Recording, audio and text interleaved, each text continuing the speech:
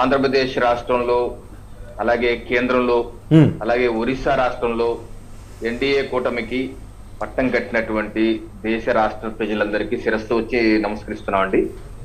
ఎందుకంటే ఆంధ్రప్రదేశ్ రాష్ట్రంలో చూసాం ఏ రకమైనటువంటి జన సునామీ, ఎన్డీఏ కూటమికి జన సునామీ. అటు భారతీయ జనతా పార్టీకి 10కి 8 స్థానాలు, అలాగే జనసేనకి 100%, 21కి 21, అలాగే తెలుగుదేశం పార్టీకి 90%, 95%.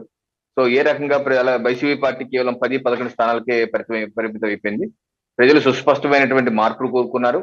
జగన్మోహన్ రెడ్డి గారి యొక్క పరిపాలన, అస్తవ్యస్త పరిపాలన, అహంకారపూరిత పరిపాలనకి చరమగీతం పాడే విధంగా ఒక నూతన పరిపాలన కావాలి. చంద్రబాబు నాయుడు గారి నేతృత్వంలో రాష్ట్రంలో వారి ముఖ్యమంత్రిగా వారి అనుభవాన్ని తీసుకుంటూ ముందుకు సాగాలన్న ఉద్దేశంతో ప్రజలు పట్టగట్టారు. అలాగే కేవలం సంక్షేమ పథకాలు, జగన్మోహన్ రెడ్డి గారు కేవలం సంక్షేమ పథకాలు బటన్ నొక్కుతున్నాను, 2.7 లక్షల కోట్లు నేను ట్రాన్స్ఫర్ చేశాను కాబట్టి నాకు దేంతో పని లేదు, వాళ్ళందరూ నాకు ఓట్లు వేస్తారు, నాకు దేంతోనూ పని లేదు అని చెప్పేసి కూర్చొని అటు ఉద్యోగస్తులకి టైంకి జీతాలు ఇవ్వలేదు, లేకపోతే అభివృద్ధి ఏం చేయలేదు, కనీసం రోడ్లు కూడా చేయలేదు.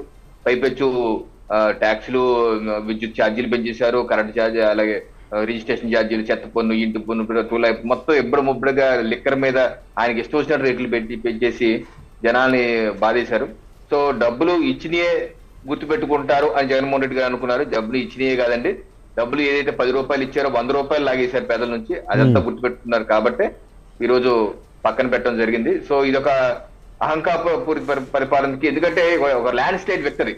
ఎందుకంటే ఏదన్నా ఇప్పుడు వైసీపీకో 50-60 వచ్చింది అనుకుంటే పోనీ అటు అటు అనుకోవచ్చు. మొత్తం ఒక ల్యాండ్ స్లైడ్ విక్టరీ ఎన్డీఏ కూటమికి ఇచ్చారే అంటే ప్రజలు ఎంత ఇదిగా విసిగెత్తిపోయారు, ఎంత ఇదిగా వీరిని చేతికరించుకున్నారు, పక్కన పెట్టారన్నది చూడండి. ఎందుకంటే 151 నుంచి అమాంతం 10-11 పడిపోవటం. ఎక్కడ 151, ఎక్కడ 10? దక్కకి నాకులో కనుకున్నంత తేడా.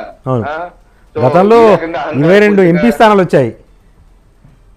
22 ఎంపీ స్థానాలు ఉన్న వాళ్ళు ఈ రోజు 4 స్థానాలు పడిపోయారు. సో ఎక్కడ కనుచూపు మేరలో లేరు కాబట్టి చెప్తున్నాం.